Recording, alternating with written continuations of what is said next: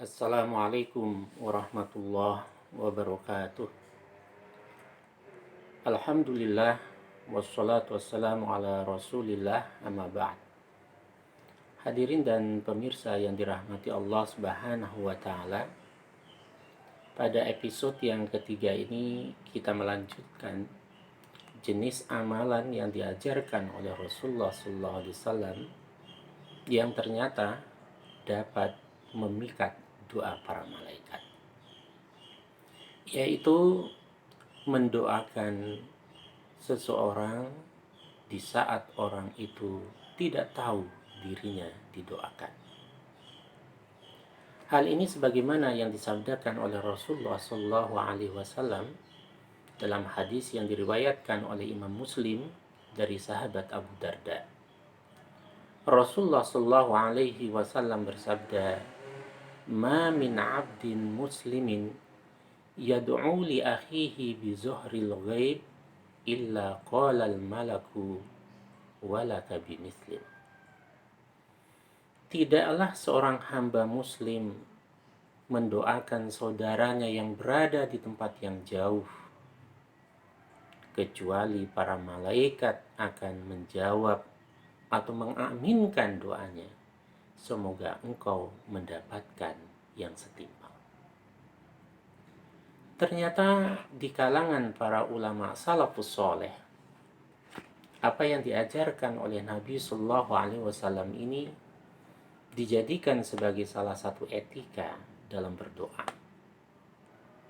Para ulama salafus soleh ketika mereka berdoa, mereka tidak berdoa hanya untuk dirinya sendiri, tetapi justru sebaliknya, mereka mendoakan orang lain dengan harapan agar para malaikat yang mengaminkan doanya, sehingga ia mendapatkan apa yang menjadi harapan baik untuk dirinya maupun orang lain.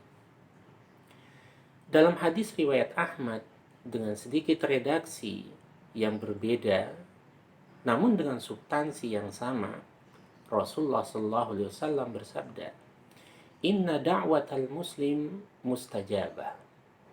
Sesungguhnya doanya seorang muslim itu dikabulkan. Li akhihi bi zuhril ghaib, doa kebaikan yang dipanjatkan untuk saudaranya yang berada di tempat yang jauh. Inda ra'sihi malakun muwakkalun, di atas kepalanya para malaikat bertengger. Kullama da'a li akhihi bi khairin, setiap kali mereka mendoakan saudaranya dengan doa-doa kebaikan, qala amin walaka bimithlim, maka para malaikat mengaminkan doa mereka, amin, semoga engkau mendapatkan kebaikan yang setimpal.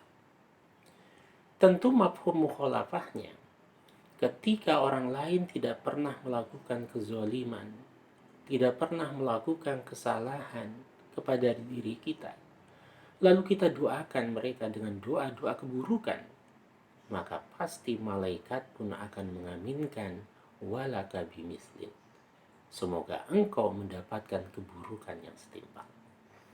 Oleh karena itu, dari hadis ini memberikan inspirasi agar kita tidak egois dalam berdoa hanya untuk mendoakan diri kita sendiri, tetapi kita hendaknya terbuka dan lapang hati kita untuk mendoakan orang lain dengan doa-doa kebaikan. Karena bonusnya, justru ketika kita mendoakan orang lain yang berada di tempat yang jauh, atau ketika mereka tidak sadar, tidak tahu dirinya sedang didoakan, maka malaikatlah yang mengaminkan doa kita, amin walaka bimithlim, semoga engkau mendapatkan kebaikan yang setimpal.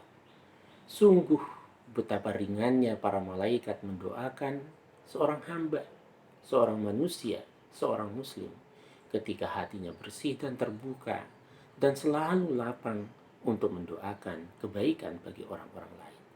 Semoga kita termasuk orang yang gampang dan terbuka mendoakan orang lain dengan doa-doa kebaikan, dan kita pun akan didoakan oleh para malaikat. Semoga ini bermanfaat. Assalamualaikum warahmatullahi wabarakatuh.